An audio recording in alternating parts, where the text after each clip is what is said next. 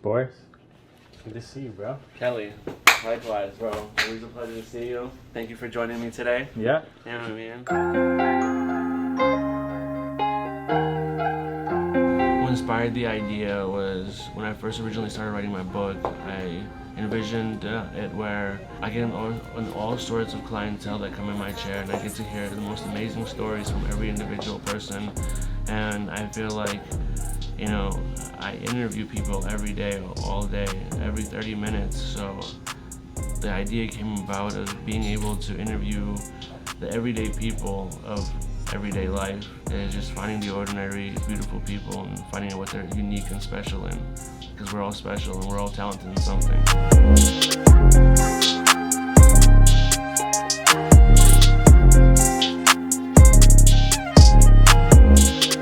I really appreciate you helping me put this amazing, fabulous reality TV show together. You know what I mean? It's been a pleasure, man. And I'm really happy that you're gonna be one of our guest stars as well on the show. You know what I mean? If not a host as well. You know what I mean? Yeah, of course, man. It's crazy. Like, how long have I known you now, Kelly? I think almost 3 years now, maybe a little more. That's crazy, Yeah, huh? yeah. How old are you now, right now? I'm 29. 29. So it's you're 26. 26. I met Junior right over there at the gas station on my way to work one day. Yeah, because you had long hair. I had long hair. He had his long hair. Junior had his long hair. And I was like, yo, bro, I just moved here. I've been trying to find some of your hair, dude. Who does that? Because it looks nice. He goes, oh, I worked, like, it was right there at the, you know what I mean? Yeah. And he's like, yo, why not just come stop by and I'll check me out. Yeah, for sure. That's exactly how it works in a sense. Been coming here ever since. I know, it's crazy, right? Yep. So what are we gonna do today? The usual, pretty much, you know, probably like Nice 1.5. taper. Yeah, like kind of clean up. It's been a while, so I want to take off some of the length here. Okay. Probably maybe a ½ inch off the top. Okay. And then you know how to do it with the beard. I do, for sure. That's why I come back, bro. I totally agree. Totally get it. I was in Costa Rica for a while, and I tried so many barbers out there. I mean, let alone it's like $1.50 to get, you know, a haircut. But you would hope that, yeah. That's crazy. But what's that? Like, what $1 is like their whole days of pay, though. Right. I mean, So yeah. well, the way Costa Rica is like they provide for all the locals. You get like through the government, you get housing. Yeah. So they don't have to make as much to pay all their bills, right? So wages down there are a lot, Smaller, a lot less, like for by sure. like a whole, half or more. True. People make like $4 an hour kind of thing. So, That's crazy. but it was damn near impossible to find a barber that I could trust. A good barber. Yeah, that's what I'm saying. How about language barrier? I actually speak pretty fluent Spanish, so Okay. it really helped me a lot to. Be able to communicate and stuff like that. Yeah, I got a lot more experience for sure. I learned a lot of Spanish running restaurants in the States, so I had a lot of employees and all that. Yeah, So tell us a little bit about what you did before production. a whole lot of things actually. But when I was 19, I started working in just like phone marketing sales. Yeah. And then that led to I hated it, so I was like, I gotta get out of here. See, I'm the opposite. I like phone marketing sales. Really? Yeah. Yeah? I'm good at it, but I know how You to are? sell though. That's cool. So that's kind of my. You got a little forte with selling, Yeah, it's huh? just sales. Yeah. Nice. And then I went to the restaurant industry. I found Chipotle and worked there for 7 years actually. Okay. Worked my way up and ran a few different at a time, and had a big run with them actually. I learned a lot about business through Chipotle, and there was a lot of key people that I looked up to in the company. Okay. And then when I was 23, I just felt like there was this endless ladder that I was trying to climb through the corporate world, and I ended up leaving to make a documentary, and that's how I started getting into film. It kind of just. I saw your documentary. Oh, you did? I watched it. Yeah, thanks, bro. You know what I mean? Appreciate that. Yeah. Because I like to see how kind of talent I'm working with. Of course, man. Yeah. You know what I So mean? that's me and my sister and my brother-in-law traveled for 3 months and put together some stories, and it was one of those things that just kind of found me. I went on a vacation to go visit my sister, and Yeah. she was studying video production with my brother-in-law, Okay. and he's like a master. He's been doing it for 8 years. So Nice. during that vacation time, I just found that I was Enjoyed just it. like, my eyes were just like, whoa, like I just stoked on it, you know. So I want to do that with you one of these days. yeah, But man, we're just kind of like, you know, either get on a bus, just travel from. just hit the road, hit man. the Just road. find some stories. Yeah, dude. just find stories, That's what you it's know all what I mean? about. Yeah, Because in the end, it's like, especially like it's easy to find stories when you got like it's like talent like cutting hair. right. Like, you know what I mean? And you're not just asking random people It's true, man. like, hey, can you stop for a second? yeah. Yeah, you want to talk to me on camera? Like, that's kind of like I like the whole kind of like the concept of the barbershop. It's I get to like sit people in the chair, Right. and then I get to like harass them for the Yeah. next 30 minutes. Totally. like, like, you know what I mean? And I get to ask them whatever questions I want, Yeah. whether they're comfortable or uncomfortable. Like, you know what I mean? Yeah. And I get to drive the driver's seat at that point, you know? Totally. And it's so much Totally. fun.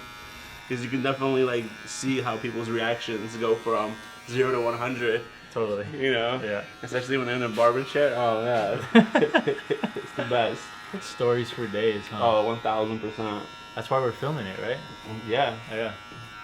You know, and I wanted to get you on camera as well because you know, yeah, on some of the some of the interviews that we were doing, you know, you were able to ask some questions as well, and Yep. you know, I wanted at least our viewers to know who's the person asking the questions behind the camera. Totally, And this is totally. the guy right here. This is it, right here. Kokora Productions, baby. 100%. Yeah.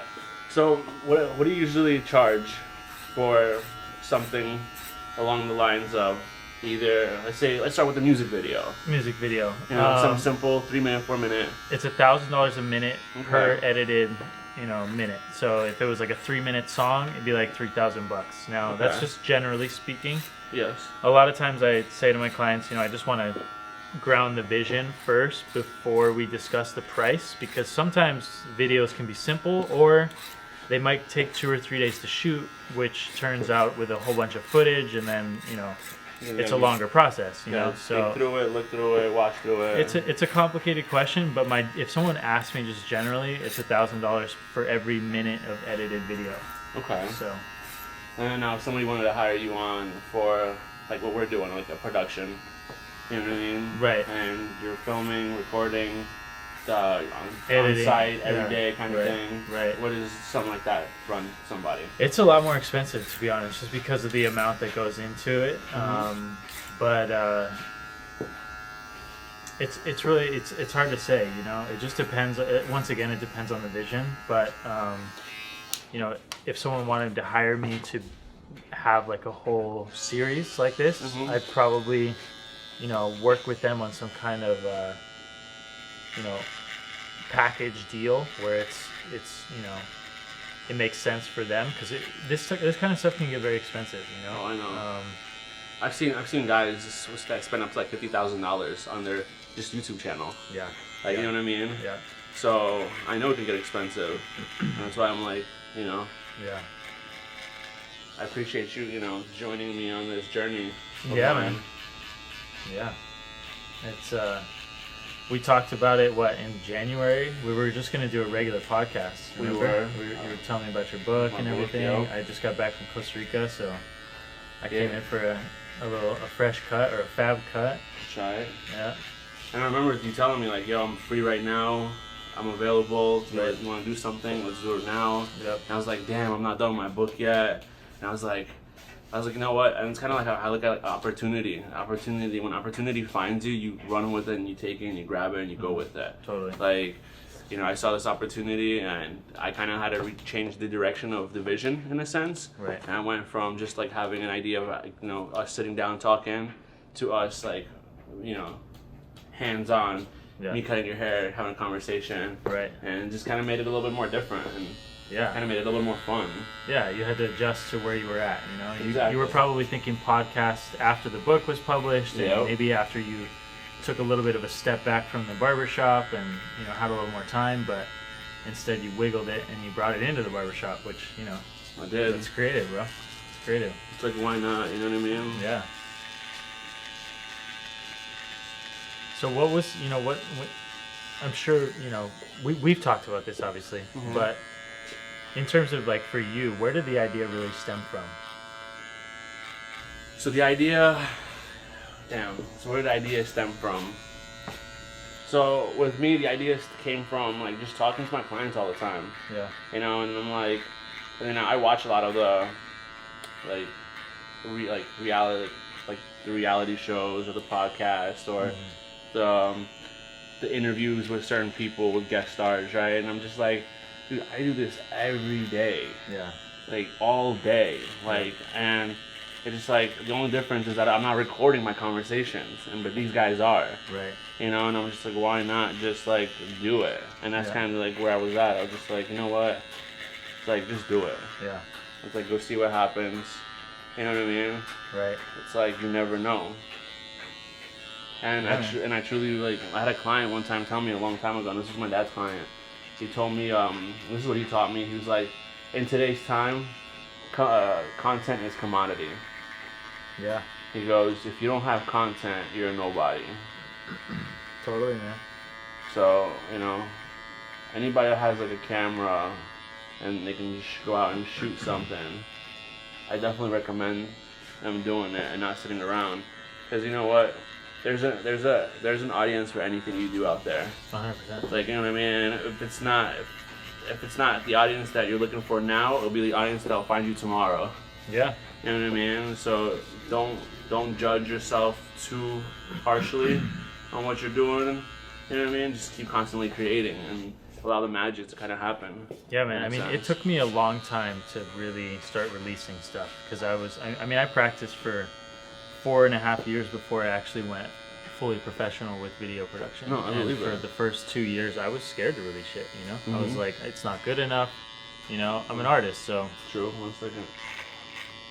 Well, I always say there's two types of artists. There's the artist that that feels like the art is never completed, and then there's the artist that looks at something and says, wow, this is the most beautiful thing I've ever seen in my life. It's like, how did you capture this moment? Right. You know what I mean? Yeah. It was just being at the right place at the right time.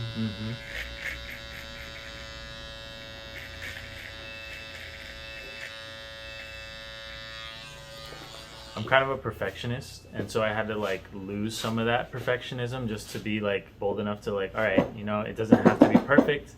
Let's just start putting products out there, and I had to take that perfectionist part out, and really just I mean, now that I've released a whole bunch of stuff, it doesn't take as much guts to just put stuff out there. But at the beginning, it was kind of I was nervous. I was scared. I was like, what are people gonna think? I get it. Because if you actually look at my business Instagram page, I released some personal videos. I've recorded myself before I hired you. You know what I mean? Yeah. And I remember my barbers used to make fun of me. They're like, "Bro, you're using a fucking Samsung camera." Yeah, you know what I mean? Yeah, it's just bro, it's 4K. What do you want from me? I mean, honestly, I think that's one thing people that get into video think that they need to have a super professional camera. That's totally not. It's more about the content, It is. And later, if it really sticks, the content sticks. buy yourself a nice camera and make it better. But Totally. it's really it's about the message that you're sending and how well you're gonna put your creativity into that. So it's very true. What kind of message do you want to send to people out there in the world? I'm really trying to for me, video production, you can move somebody's emotions, right? You can really play with. You have for me, the editing seat is it's all about I have that control of I can make people feel a certain way with the song and the sound effects and all the different tactics of playing with the clips and all that. It's really about helping to lift people into a new place, opening their eyes through some kind of impactful, I really like motivational impactful stuff. medium, Yeah, I would say. yeah. And just spreading those positive message, and I'm really good at promotional content, quick, snappy, punchy videos that grab people's attention. So I sell a lot of that stuff. Okay. Yeah, I mean, I have a vision, a long-term vision one day of traveling and finding stories of struggling communities and going into the the elder of the communities and asking them questions of like, what is it that you guys are struggling with, like, whether it's clean water or this and that and the other thing, and just like And how can filming we help? that, yeah, and then having like a charity based YouTube channel, or whatever it turns into at that point, where a good 75% of everything that comes out of the channel goes into each, if I'm in India, and I film a video, then that that whatever money I make at that point, and people can donate to, and that'll go straight to the cause. But spread that message and invest, try and help the people that are struggling. It's funny you say that. So, when COVID first started, I actually tried doing something along the lines of creating my own like foundation of a community to be able to help out people. I actually got a website called it's called the 3-Point Challenge, Okay. right? And the concept was supposed to be where it's like one of those, like a 3-point challenge, like like the love symbol, like that's technically like 3-point challenge, love, like, right? This is in sign language, this means love. Got it. Right? Yeah. So I was like, then it's 3 points, 1, 2, 3. It's like, so spread the love, Right. give love, like Uh-huh. give somebody love, Yeah. and then donate to like help someone, kind of Totally. thing. You know what I mean? And Yeah. being done in 3 stages, Yeah. in a sense, and that's kind of how I try to set it up. It didn't go good. I'm hoping one day I can like pick it back up. Yeah. You know what I mean? Not everything, that's the part of being, not just an entrepreneur, but in any part of life, is you try something out, and That's true. sometimes it doesn't flop. You know? You know what I mean? And my heart, my heart was in a good place when I was trying to do it. Yeah. You know what I mean? But it didn't work out. But I'm hoping that one day I'll have a big enough platform to where I can make an impactful like that. But Sure. the beautiful part is, well, like people don't realize is I already created the infrastructure for it. So whenever, like, you know what I mean, I'm ready to do something Right. to help somebody, guess what? I already have something ready to, a platform that's going to be ready to go for it, kind of thing. Yeah. You And already it was- built a foundation. Yeah, so that's kind of how I look at a lot of things. It's like, when Junior and Junior were talking earlier today, he was trying to talk shit to me. I heard that. And I was just like, yeah, I may have failed a lot of things. Yeah. May have a lot of things may have not worked out, right? Yeah, right. But guess what? I have a lot of foundations that I've created Yeah. that I can re-step back on at any time that I Right. want to. Right. And that knowledge that you gained is transferable into In every other anything, project. Yep. For sure. Yeah. 1000%. So, Well, that's yeah. kind of how I was able to pull together projects so quick because of Yeah. Right. I had other infrastructures. I can literally, You've practiced it. You've built a whole lot of other things, and so Yep. it's just like riding a bike, man. at this point, it is Yeah. 100%. Yeah, I love it. Yeah. How's that look? Yeah, man. Looks pretty good. Pretty good. Yeah. I'm gonna razor you up, Cool. clean you up. Thanks, bro. So, if you had to go back, like one of the things I ask, Sure. if you had to go back and change one thing, what would you change? That's a tough question, because it's like a double-edged sword. Like everything that was tough really has, Meaning. it I does, agree. and it's built me into a different person. Totally. But I think that in high school, I had a little bit of a tough time, and during high school and right after high school, I kind of gatewayed my pain and used drugs and alcohol as a crutch. Same. I understand. And it's like, at the same time, I've learned so much from it, so I don't want to take it away. But if I really could, like, I think that I would find something else to use as that crutch, For sure. I was just telling my therapist that actually today. Really? I was like, she's like, I didn't think you were going to be able to come out of the hole that you put yourself in. And I was like, the only way you can get yourself out of a hole is what the hole looks like. Totally. I was like, if you don't know if you've never seen what a hole looks like, you'll never know that you need to get the fuck out of the hole. It's so true. She was like, huh, it makes sense. So she goes, you're saying you've been in that hole before, so you realize and you identify the hole, and Right. you said you don't want to stay there. And I was like, no, I don't. It's like when I've identified what the hole looks like and it makes me uncomfortable, why would I want to stay there? Of course. So it's like being almost like okay.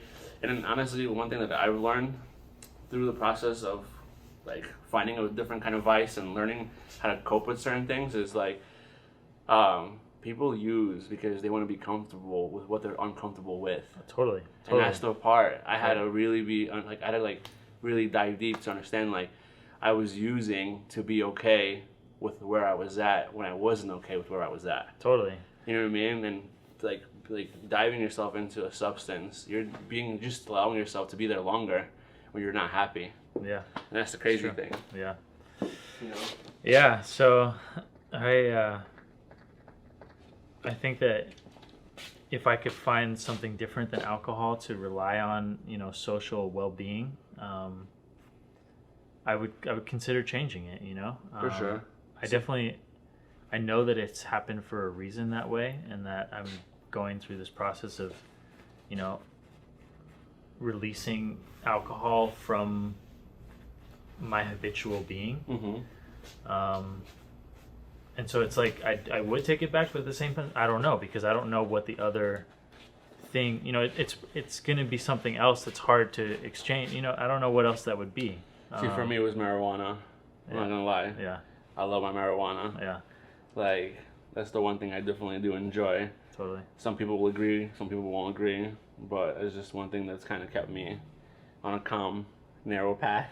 You know what I mean? I've definitely gotten in trouble for it. Yeah. Like, you know what I mean? I know I've told you a little bit of my past. I got arrested with 50 pounds. Yeah. You know what I mean? Yeah. Which other people would probably cringe and never touch it again. But I was just like, you know what? Maybe I should stop selling it and just start using it. Yeah. It's That's a problem good, when you get high on your own supply. Kind of. That's funny. How about you, man? If you had to change one thing, I mean, I know you said you agree with what I said, but would that be your thing too, or would you want to change something else? Oh man, I think if I had to change one thing, it would probably be take more risks in life. Mm. I think there was a point in my life where, how can I say this? I didn't take as many risks as I wanted because of the fact that I didn't know any better.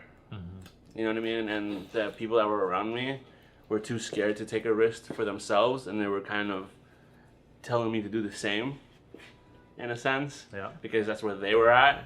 And after you kind of get past that hump, you know what I mean? Of like, all right, it's just a risk. It's just an opportunity or a chance that they didn't want to take or they didn't want to do.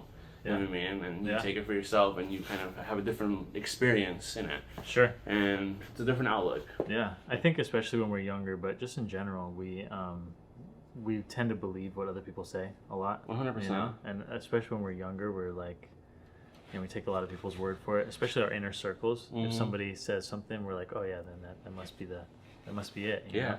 I call that blind faith. Yeah. You hear me say it all the time. Yeah.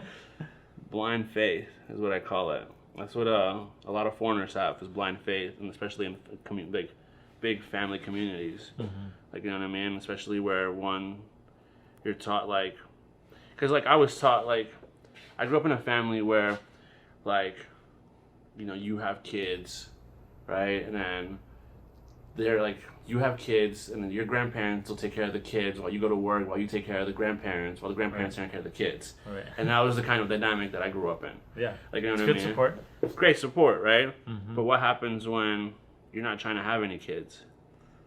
Like, you know what I mean? So that kind of like falls off the bandwagon, and then you just like, and the family looks at you like, what's wrong with you? Why don't you have any kids? like, you know what I mean? I'm fucking 32 years old and still have no kids, and I think that's just our generation, man. Like we're all having kids later, and there's definitely some of us that are having kids younger. For sure.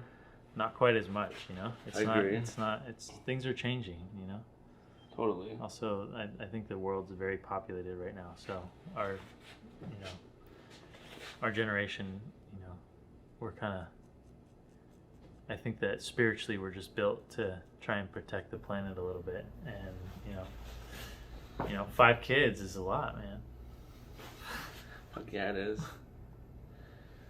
You grew up in a big family? Yeah, I have 6 siblings. That's a huge family. Yeah. That is huge. Yeah. Were you in the middle, or? I'm second from the top, so my sister is a month and a half older than me, so she's just over a year older than me. Okay. And then my youngest brother is he's in high school right now. He's a sophomore, so he's 15th. Okay. Nice. Yeah. Lives in. Everybody lives right up here, right up the street, actually. Okay. Yeah. Nice. In terms of kids in high school, but Yeah. my sister lives in Canada. My brother lives down in Gilbert. And my other sister lives in Colorado, and then my other 3 brothers are all here, still living at home. And then you live in California. Yep. So I'm blessed that you're coming out here, sparing, Yeah. giving me some of your time. I know it's not easy coming out here all the time to do the shoot. Yeah, bro. So I really appreciate it.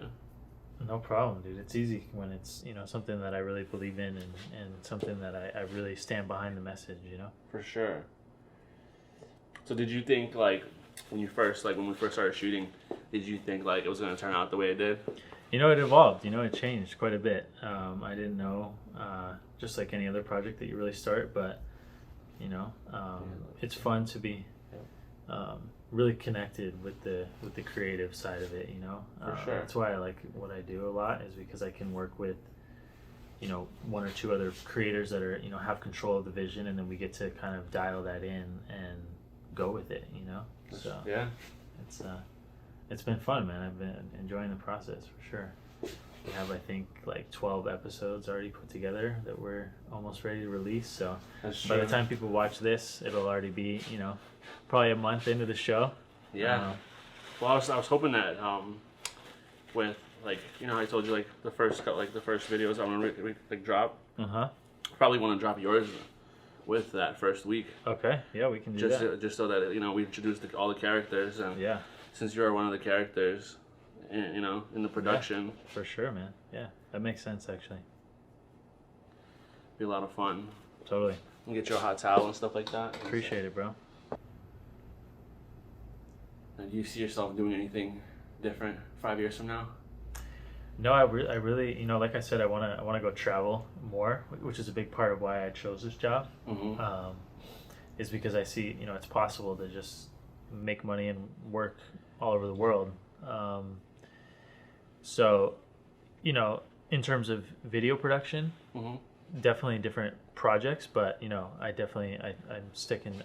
I just feel this desire to be in video production for some years to come, and that could change. Well, for sure. But I'm just in the process of building my business right now. It's really fun, and Dude, I love just starting. watching I it. love startups. Yeah, I'm not gonna lie. Yeah, Like, fun. it's just so much fun, like, starting a business and then seeing where it goes and yeah, putting people together and seeing, like what kind of people want to work with what and how they want to work with together and collab and the ideas and how it shifts. It's just fucking amazing, dude. It is, You know? and it's fun. You just feel, I don't know, it's more empowering for certain reasons. I think because 100%. you're behind all the results. You're really, if you go into a company and you work for a company, there's already a structure there, and there's so many different. I feel like you have such a big impact. Yeah, I do. And I don't know. For me, it's just I feel more proud of my work.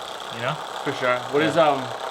What would you say, like, the one huge lesson that you've learned throughout the years that you can pass on to somebody else? In terms of like starting my own business, Yeah. discipline, bro. Like, Discipline?